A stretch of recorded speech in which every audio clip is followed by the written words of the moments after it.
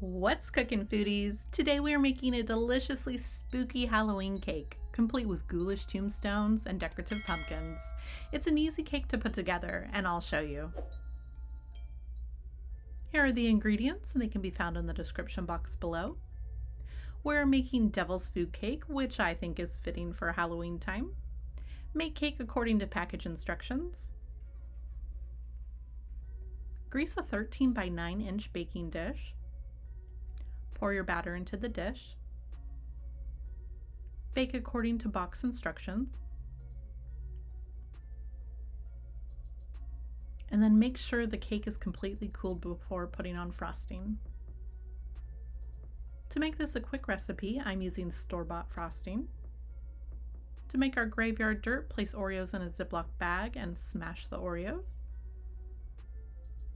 Add Oreos and Halloween sprinkles to the cake. Write rest in peace on 12 Milano cookies, and then let set in the fridge for a few minutes. Time to decorate. And this turned out so cute. Be sure to like and subscribe to my channel so you don't miss out on my tasty recipes. Enjoy!